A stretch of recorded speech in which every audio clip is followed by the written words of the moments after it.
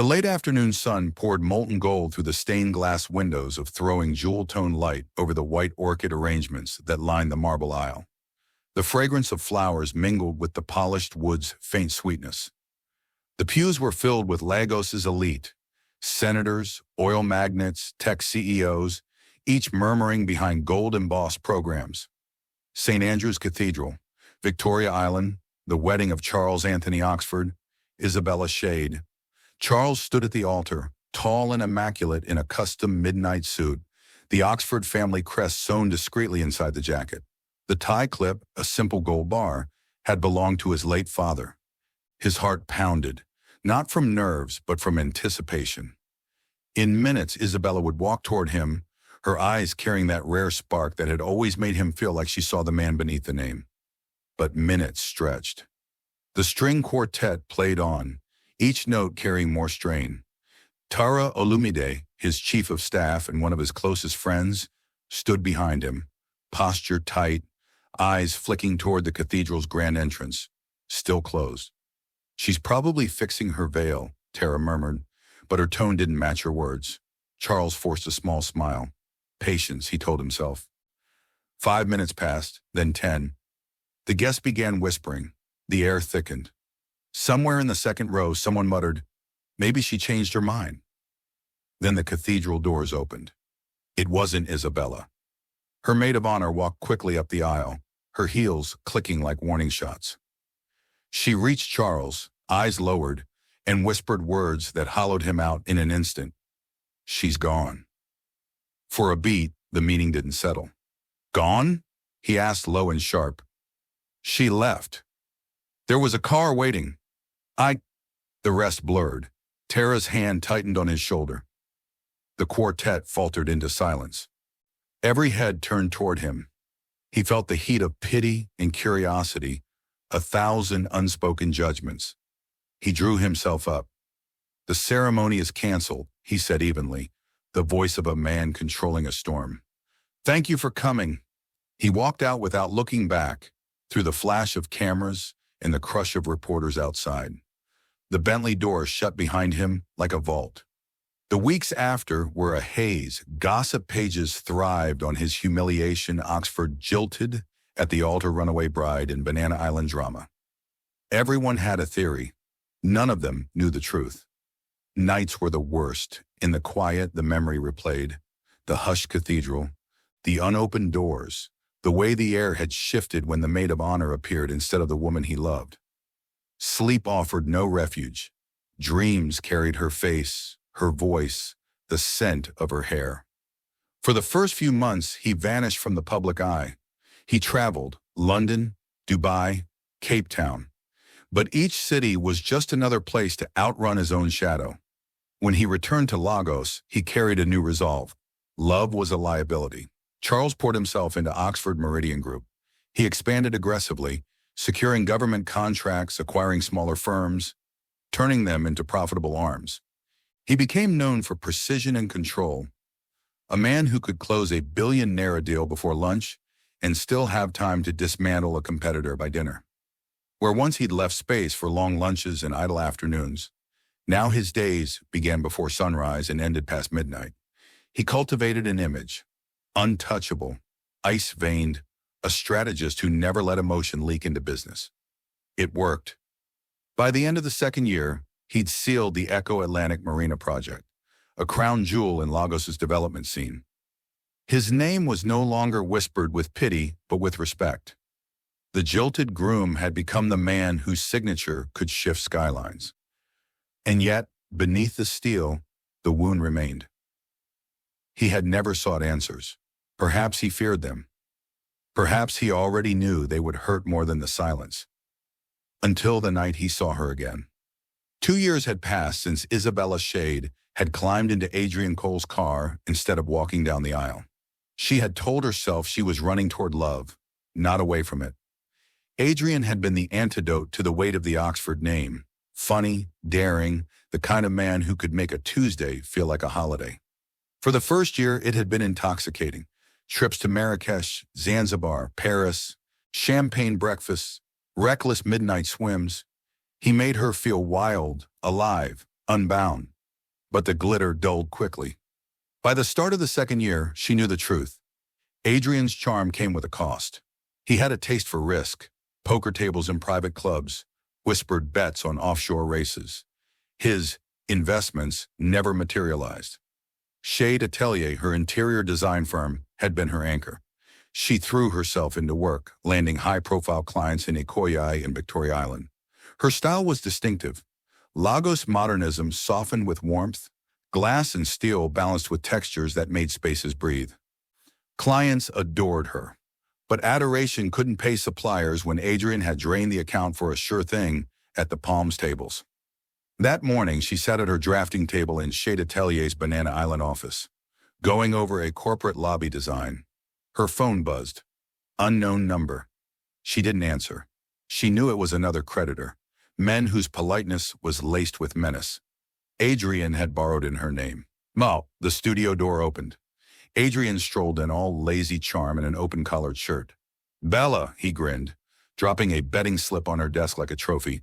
Weekend race in Dubai. We'll be set. She stared at it. We're not set, Adrien. We're sinking. Suppliers won't deliver. Clients are questioning us. And you're still fixing it, he cut in, pouring himself coffee. You worry too much. My worry is the only reason we still have lights on, she said sharply.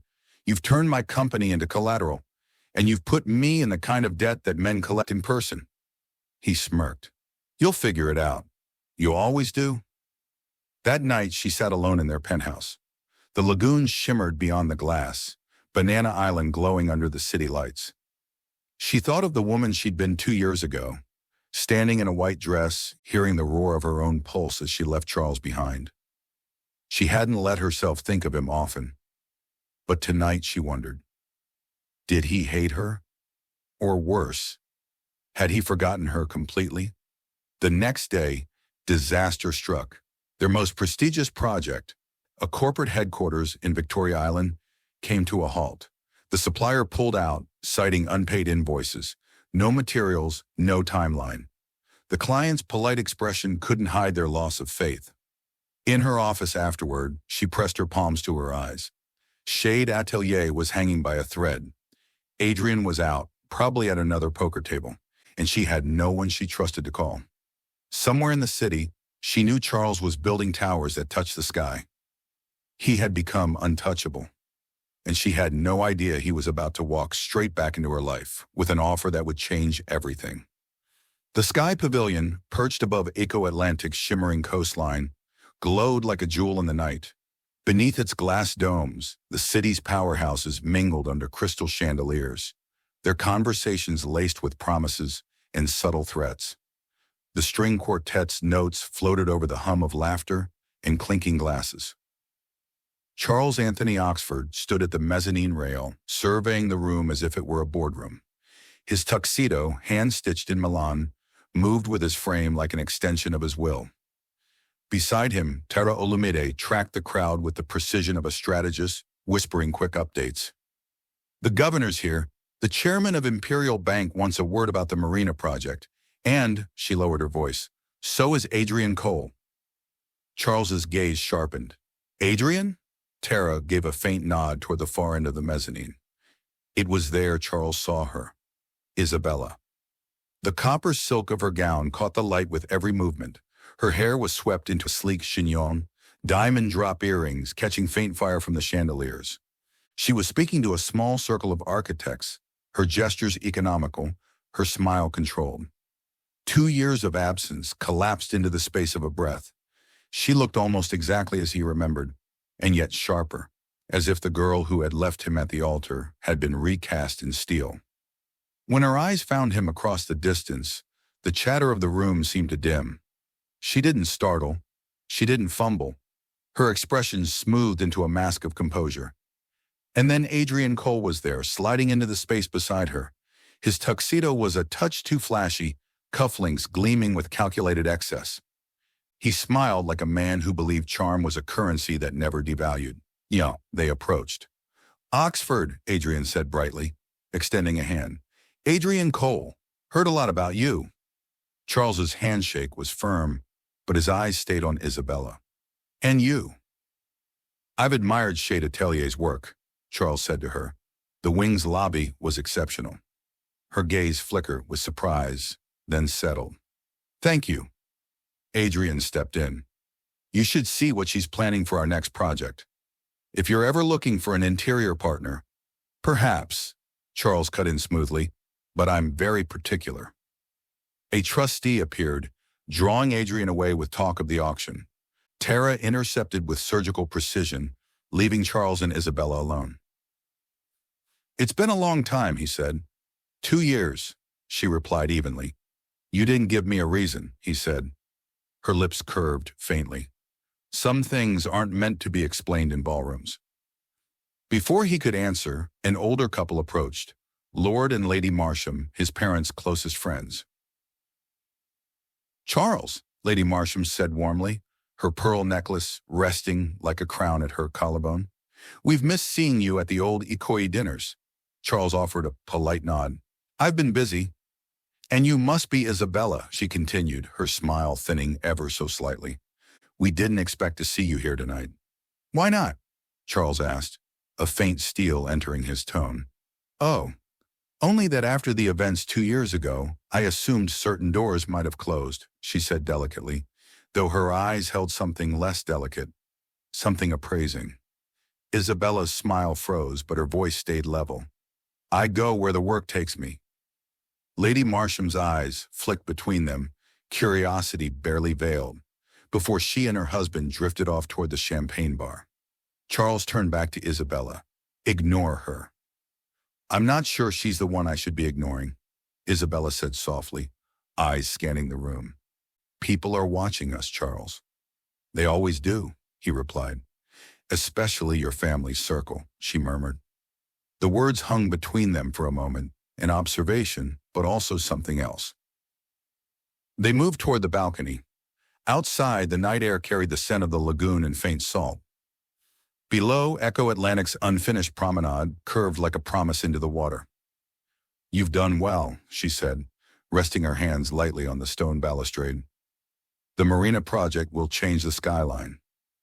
It will change more than that, he said, watching her profile.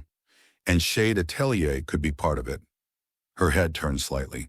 Why would you want me anywhere near your projects after what happened? Because I know what you're capable of, he said simply, and because I don't like loose ends. Her gaze lingered on his for a moment, and something unreadable passed through it. Not every end is meant to be tied. Some are, he said. This one is. Inside, the auction began.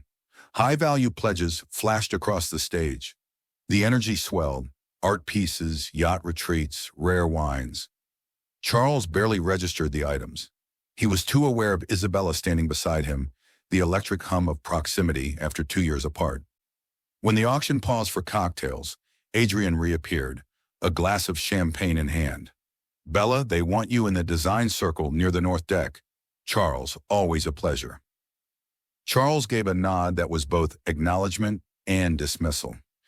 As Isabella walked away, he caught the subtle stiffening of her shoulders when she passed a pair of older women in diamond chokers.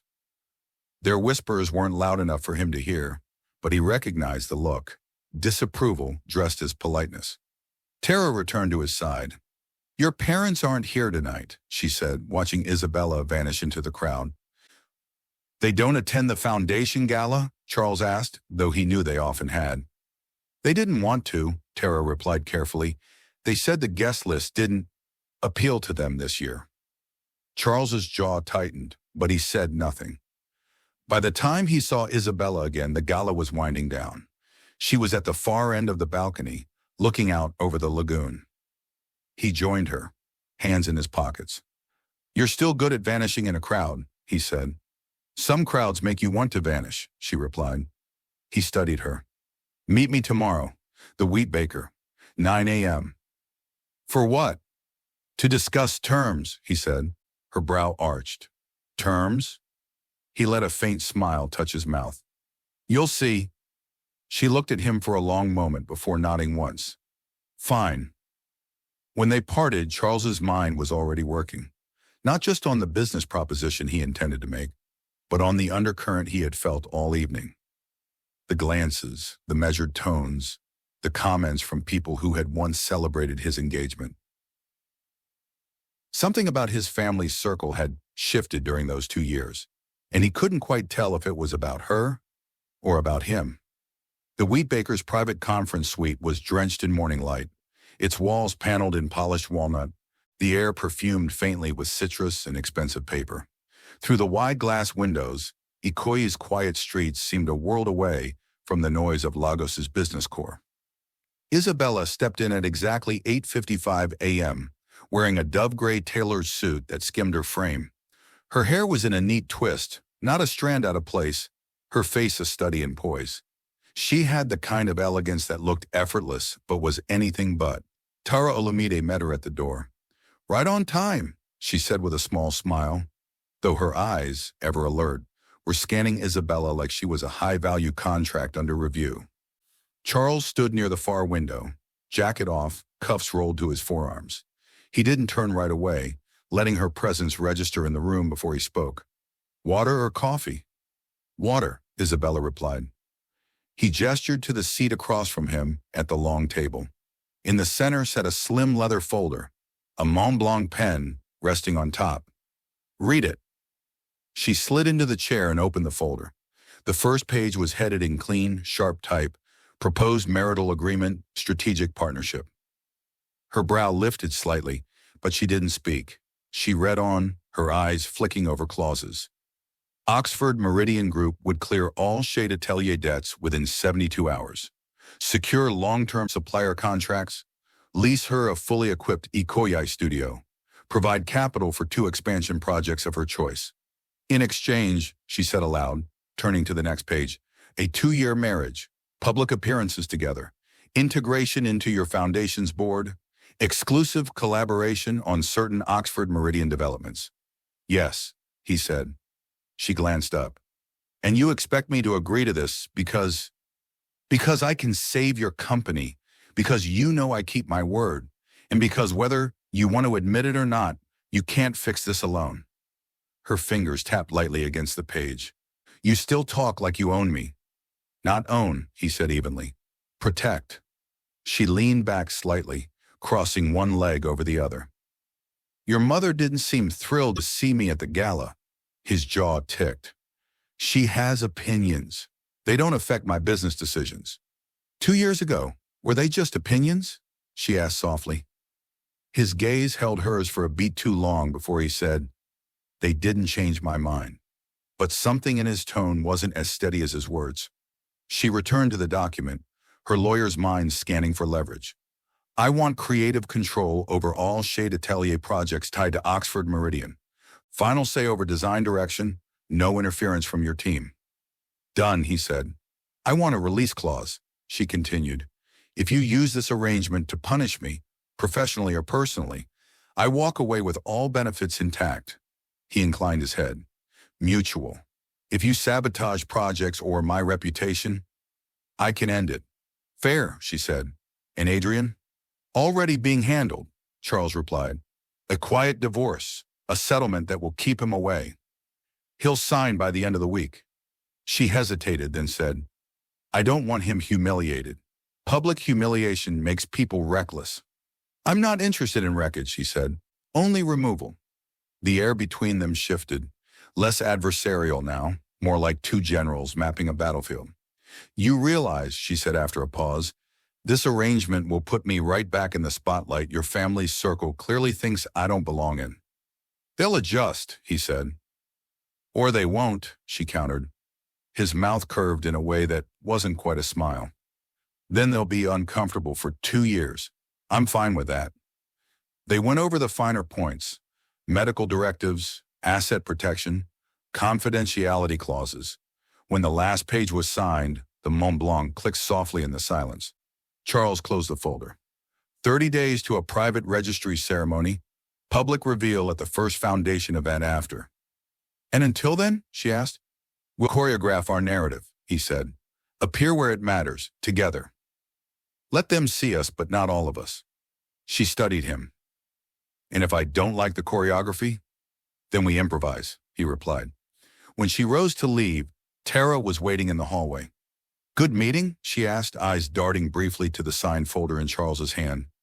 Productive, Isabella said carefully. Tara's lips curved. Your reappearance is going to ruffle some feathers. You know that, right? I'm counting on it, Isabella replied, though her voice was softer than the words. Back inside the suite, Charles stood by the window again, watching her walk to her car through the hotel's private drive. His phone buzzed. A message from his mother. Just 6 words. We need to talk. Urgently. Alone. He didn't reply. Outside, Isabella slid into the back of her driver's sedan. As the car pulled away, she caught her reflection in the window. Composed, unreadable. But under the surface, her pulse was uneven. She had just signed a deal that could either save her or destroy her. And in the pit of her stomach, she wondered which outcome his family would prefer. The Radisson Blue Lounge overlooked the lagoon, its floor-to-ceiling windows tinted against the late afternoon sun. The place smelled faintly of whiskey and polished leather, the hum of muted conversation blending with the clink of glassware.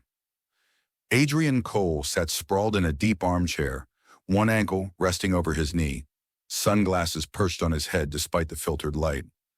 A tumbler of whiskey swirled lazily in his hand. He looked up when Charles approached, a smile already in place, the kind of smile that had probably conned too many people into giving him the benefit of the doubt. Oxford, Adrien said, setting the glass down but making no move to stand. To what do I owe the pleasure? Or is this more of a threat than a pleasure? Charles didn't bother with small talk. You know why I'm here. We're going to end this cleanly. You're going to sign the divorce papers and disappear. Adrien chuckled.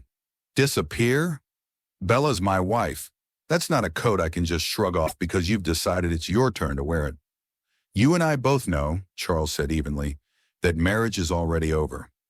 I'm here to make sure it doesn't end in public humiliation, for you or for her. Adrien leaned back, feigning nonchalance.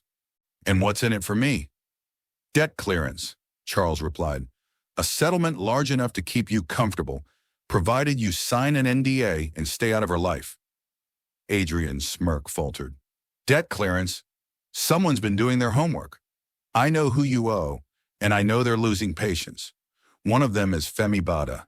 He's not the type to send reminders twice. For the first time, something real flickered in Adrien's expression. You've been digging. I protect what's mine, Charles said, his voice sharpening. Adrien's gaze narrowed. Yours? Funny. I heard from a very reliable source that your family never really wanted her in the first place. So tell me, Charles, are you saving her because you want her, or because you don't want her in someone else's hands? The comment was casual, but the undertone was a needle.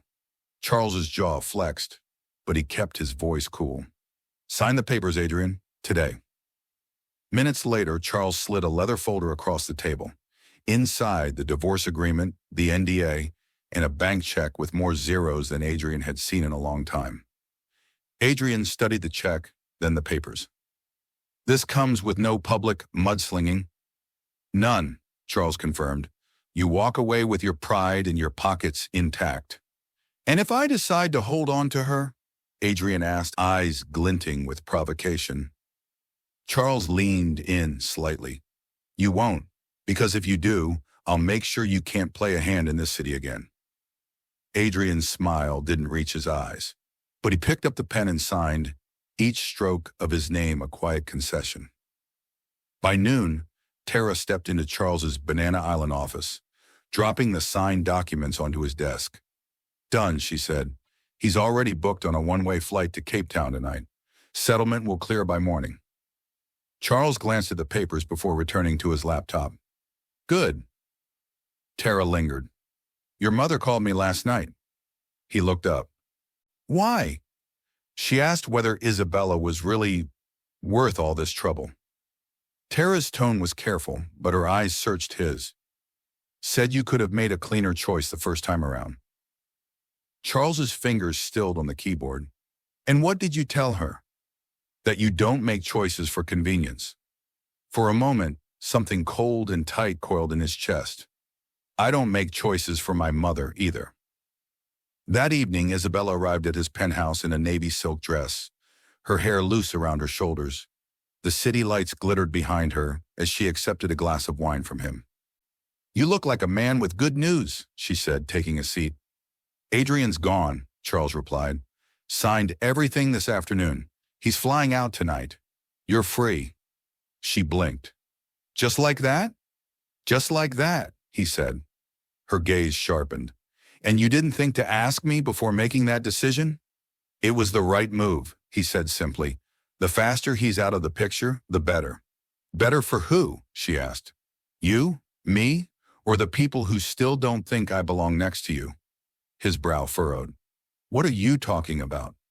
She looked away toward the glass wall. "You know exactly what I'm talking about, Charles." He set his glass down, choosing not to push. "You're free now. That's what matters." After dinner, when she'd gone, Charles stood by the window, his reflection blending with the city's nightscape. Tara's words, Adrien's sly comment, Lady Marsham's tone at the gala, they circled in his mind like persistent shadows. He told himself it was just society gossip, the background noise of privilege. But something in Isabella's voice tonight suggested it might be more. And Charles Anthony Oxford had never liked loose ends. Banana Island glittered like a necklace laid across the lagoon, each mansion and yacht a polished gem under the night sky. The private marina was alive with soft music, clinking glasses, and the hushed murmur of Lagos's wealthiest families. The Asteria yacht, tonight's venue, floated at the center of it all, its decks strung with warm lanterns, champagne flowing like water.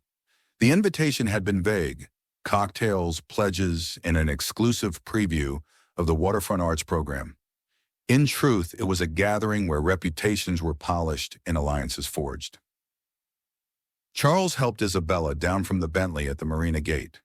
Cameras flashed discreetly from behind velvet ropes, just enough to capture an image without turning it into a spectacle.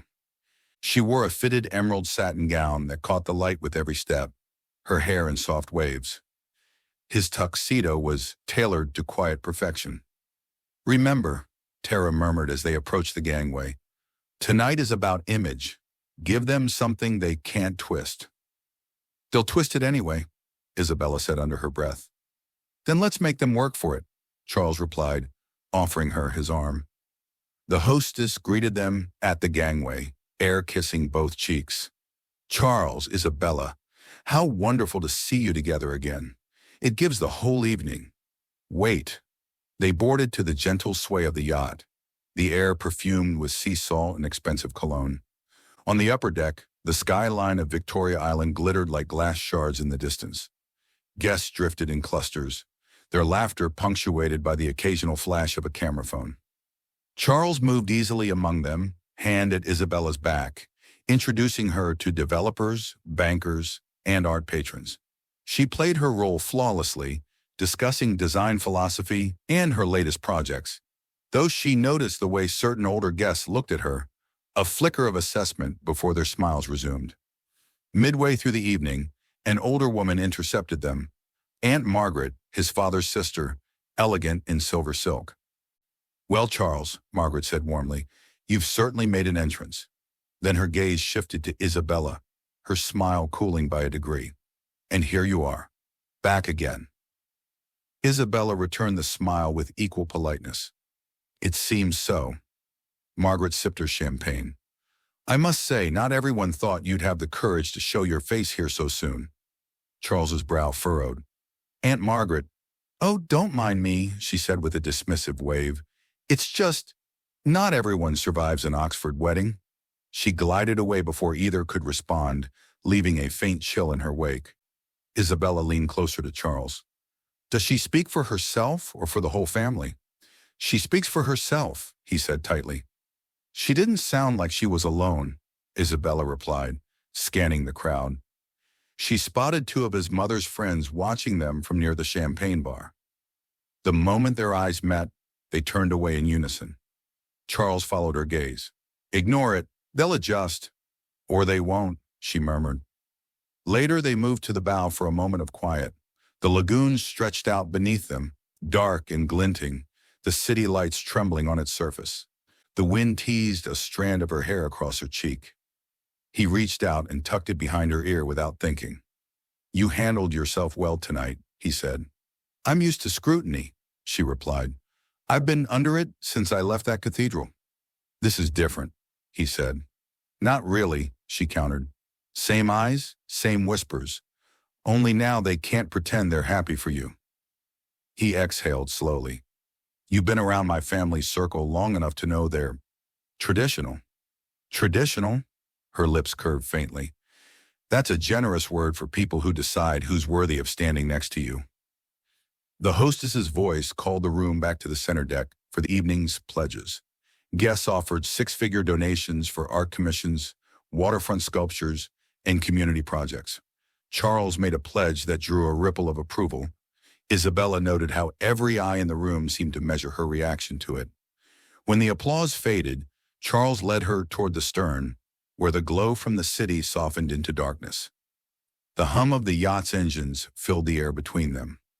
"Thank you for standing with me tonight," he said. "I thought that was the deal," she replied. "It is," he said, "but I also know it's not easy walking back into this world." She looked at him, her voice quiet but sure. "I left it once.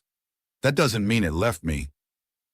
As they disembarked hours later, the cameras flashed again, capturing the exact moment he placed his hand lightly at the small of her back. In the Bentley on the ride home, their reflections met in the window glass. Two figures aligned for the cameras, but still circling something unspoken. "You kept the boundary tonight," she said. "I told you we draw the lines together," he replied. Her gaze lingered on his, searching for something. "Just remember that some lines were drawn long before I came back." He didn't ask her to explain, but in his mind he couldn't shake the echo of Aunt Margaret's words. Not everyone survives an Oxford wedding, and the way his mother's friends had turned away. For the first time in years, Charles began to wonder if what happened 2 years ago hadn't been as simple as it looked. The penthouse floated above the lagoon like a quiet ship. Lamps were dimmed, two glasses waited, and Lagos breathed beyond the glass. Charles sat on the sofa with his cuffs rolled, holding himself to the promise he had made. Isabella stood at the window, hands on the rail, as if the city might hand her the courage to begin. "You said you would listen," she said.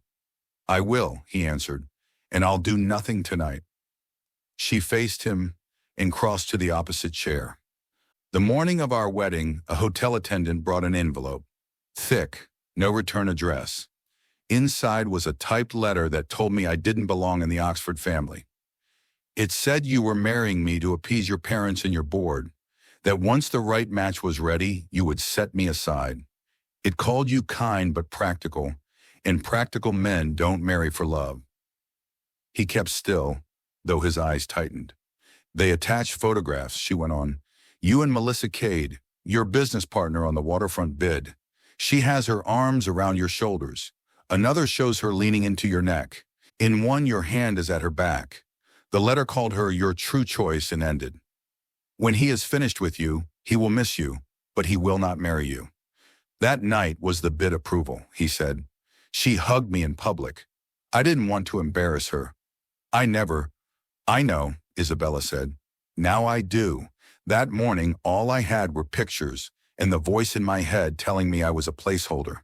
"Oh," she unclasped her hands. At the bottom of the third page, there was a faded landline number. I couldn't place it until later. "It's your mother's desk," her assistant's line.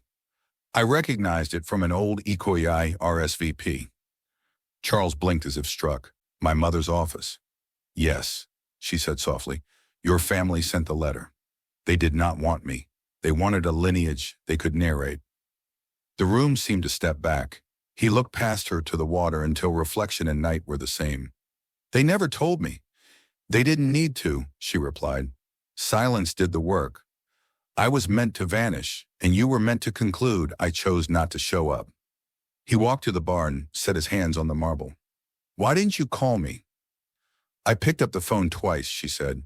"The letter warned you would lie.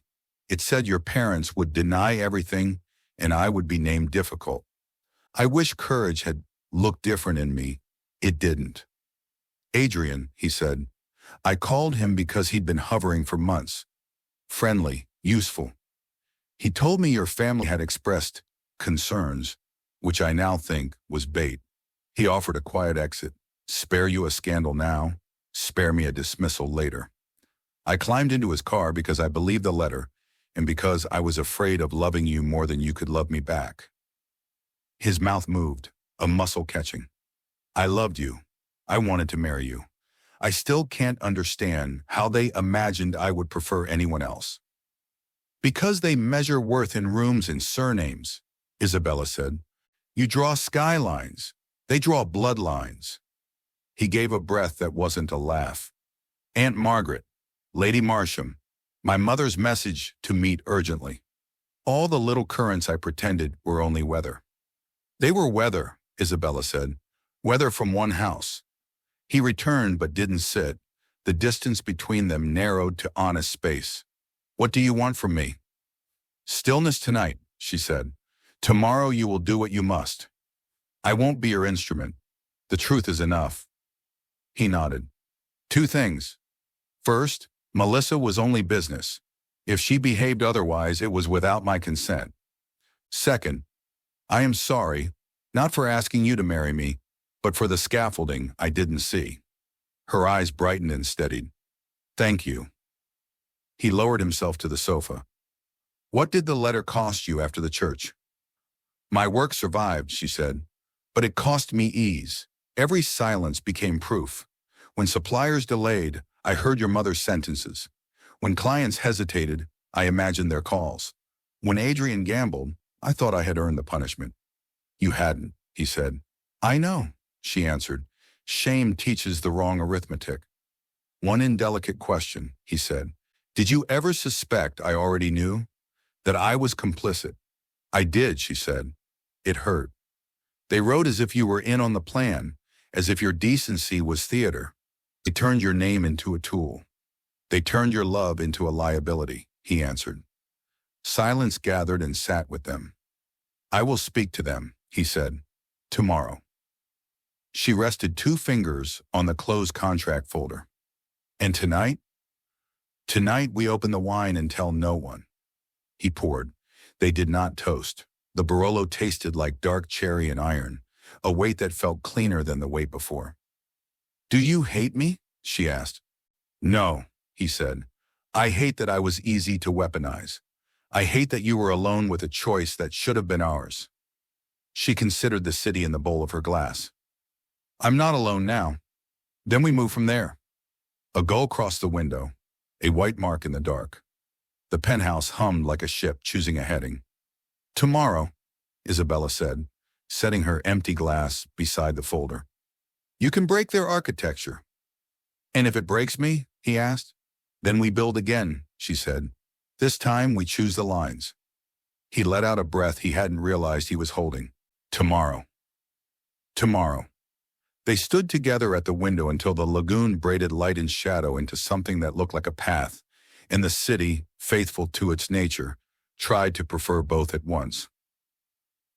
The next morning, the air in Charles's Banana Island office felt sharper, as though the truth from the night before had changed the oxygen.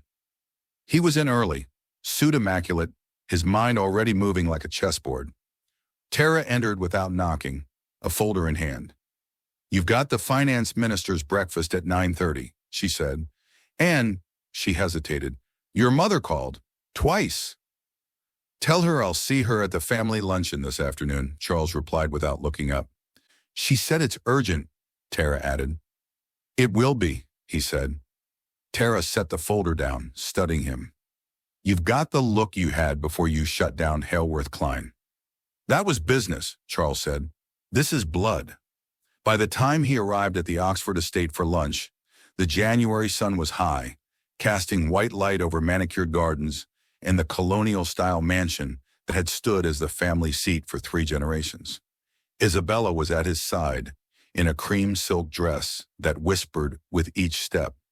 Her expression was calm, but her pulse betrayed itself in the delicate flutter at her throat. Inside, the drawing room smelled faintly of lilies and old money. His mother, Eleanor Oxford, stood by the fireplace in a dove-gray suit, pearls at her neck, posture a lesson in command. His father sat in a wingback chair, the day's paper folded precisely on the table beside him. "Charles," Eleanor said, a smile tugging only at the edges of her mouth. "Isabella." "Mother," Charles replied, "we need to talk." "I assumed as much," she said, glancing toward the dining room. "Shall we eat first?" "No," Charles said, his voice a cool blade. "We'll speak now." They gathered in the smaller sitting room, a space meant for family but furnished for formality. Isabella chose a chair near the window, the light at her back, while Charles stood, hands in his pockets. "2 years ago," he began, "on the morning of my wedding, Isabella received a letter.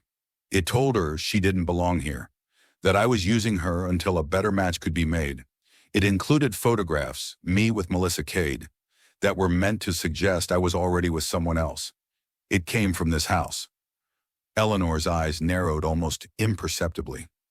"You're making a serious accusation." "I'm stating a fact," Charles said. "The letter carried your assistant's landline at the bottom." His father's gaze flicked to Eleanor, then back to Charles. "Even if that were true—" "It is true," Charles cut in. "You never told me. You let me believe she ran without cause." Eleanor's voice was soft but laced with iron. "We acted in your best interest. You were about to tie yourself to someone outside our world, someone who—" "Someone I loved," Charles said sharply. "Someone you knew I loved." Isabella's hands were folded in her lap, but her voice was steady. "You didn't just take me from him. You made me believe he was complicit. You turned my trust into a weapon."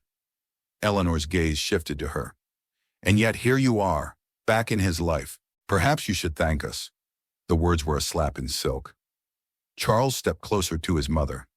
"You will never speak to her that way again." "You've always been impulsive," Eleanor said, a faint smile playing at her lips. "This was about protecting the family name." "You protected your definition of it," Charles said. "You destroyed mine." The air in the room grew heavier. His father spoke finally, his voice deep and measured. "Son, this family is more than one marriage." "No," Charles said, his voice cutting. "It's exactly one marriage at a time, and you sabotaged mine before it began." Eleanor's chin lifted. "What do you expect us to do now? Apologize? Undo the past?" "No," Charles said. "I expect you to understand that from this moment on, my life is mine to run, my company, my marriage, my choices. If you can't respect that, then we have nothing else to discuss." They left without touching the untouched lunch. The drive back to the penthouse was quiet until Isabella spoke. "You didn't have to bring me," she said. "Yes, I did," he replied. "They needed to see us together." "And now?" she asked. "Now," he said, "we show them we're not just together, we're untouchable." That evening, the annual Lagos Waterfront Gala shimmered at the Echo Atlantic Ballroom, its walls draped in gold and white, the chandeliers blazing. Every significant name in politics, finance, and art was there, and the press had been given enough access to make the night hum with lenses. Charles and Isabella entered arm in arm, heads turned. The murmur of conversation dipped, then swelled with speculation. Flashbulbs strobed against the marble floor. "Smile," Isabella murmured. "Always," he said. They worked the room like a well-rehearsed pas de deux. She dazzled a circle of art patrons with her plans for a waterfront sculpture garden.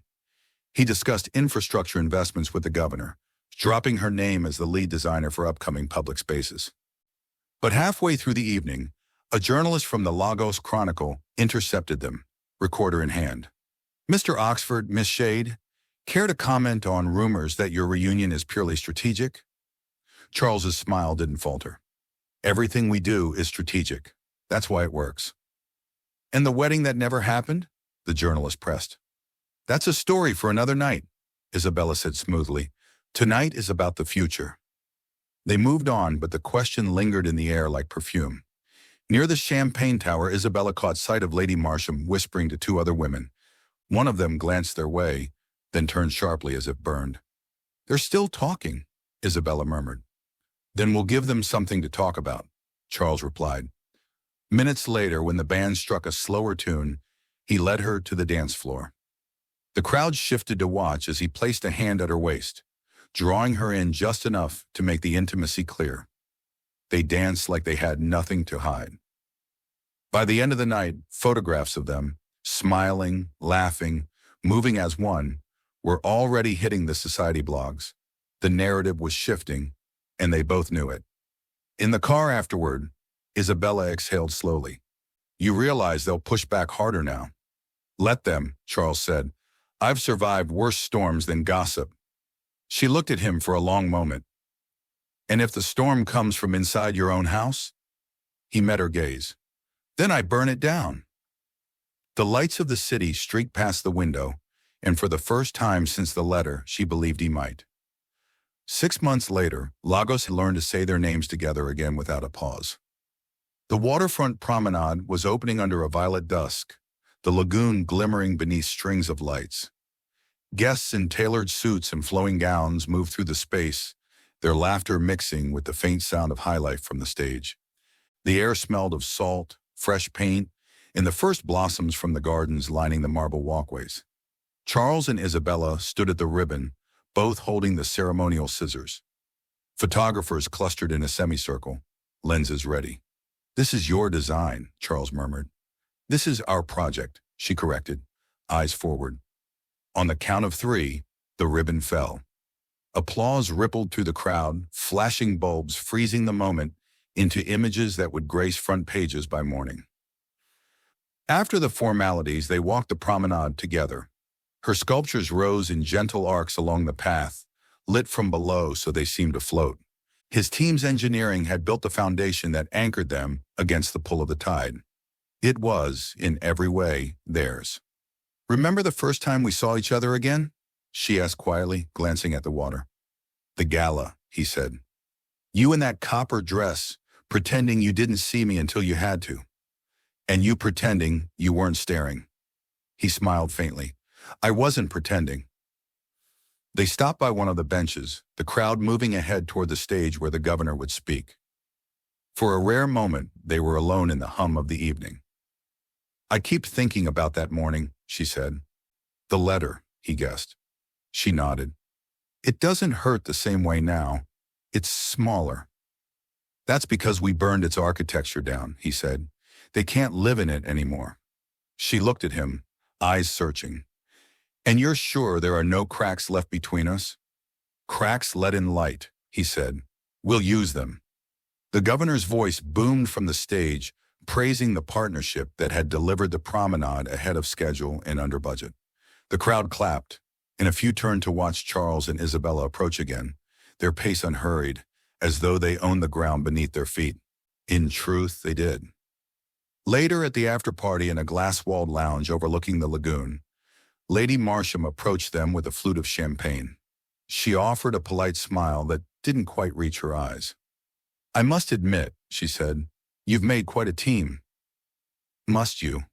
Isabella asked, her tone cool, but not unkind. Lady Marsham's smile tightened.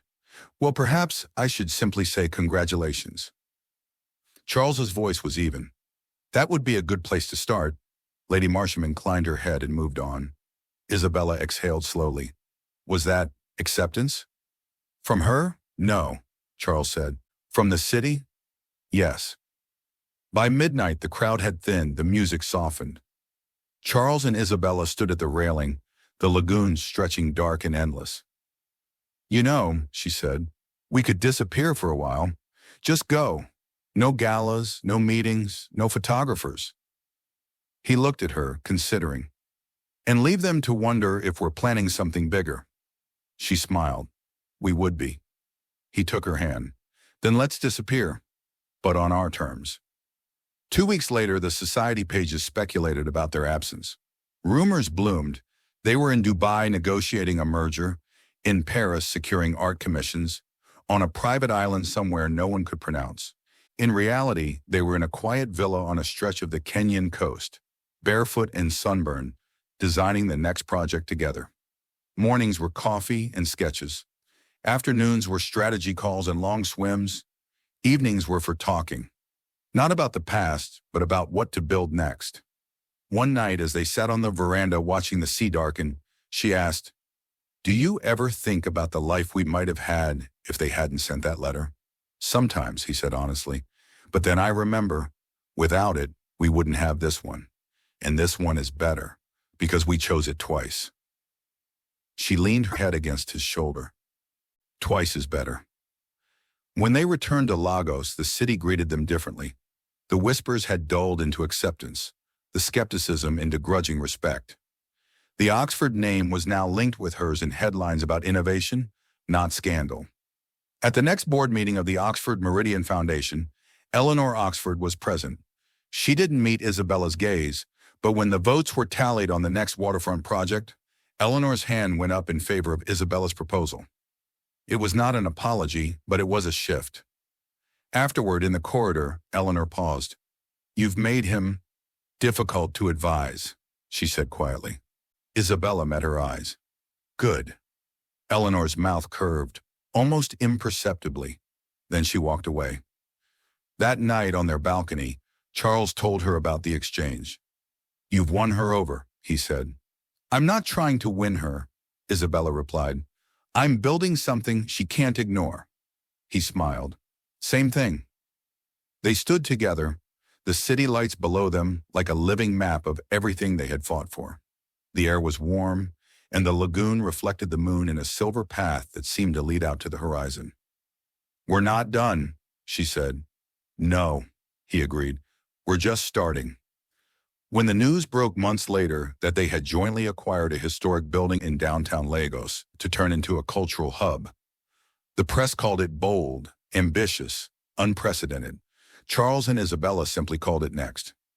Because in their world, there would always be another skyline to redraw, another narrative to reclaim, and another reason to stand side by side. And this time, no letter, no lie, and no family could rewrite the lines they chose together. The silence between them was heavy, but not with anger anymore. It was a silence full of choice. Isabella's eyes lifted to his, shimmering with all the unshed tears, all the words left behind. Charles reached out, brushing his thumb across her cheek, and in that moment, neither of them needed to speak. When his lips found hers, it wasn't tentative. It was deep, reverent, like a vow remade. She answered with the same urgency, her hands sliding up his chest, feeling the steady thud of his heart. His arms wrapped around her, pulling her close as though he could anchor her there forever. They moved together slowly at first, unlearning distance, relearning trust, each kiss deepening into something raw and soul-stealing. When their bodies pressed close, it was as if every fracture between them finally sealed. The rhythm they found was unhurried but unstoppable, every heartbeat striking a new cadence, every breath shared like a promise. Their bodies moved in sync, not only with desire, but with recognition, like two halves of a song that had always belonged together. Isabella whispered his name against his skin, and Charles answered with a quiet groan that sounded like surrender. Every touch said what words could not. "I missed you. I choose you. I will never let go again." When release came, it wasn't just physical, it was emotional, a breaking open of walls, a baptism in fire and tenderness. They clung to each other, trembling, their breaths mingling, their hearts still beating in the same rhythm. Lying tangled together afterward, the night wrapped them in silence again. But this silence was different. This was peace. This was future. Charles pressed his forehead against hers, whispering, "This time we don't let anyone rewrite us." And Isabella, her voice ragged but sure, answered, "This time we write every line ourselves."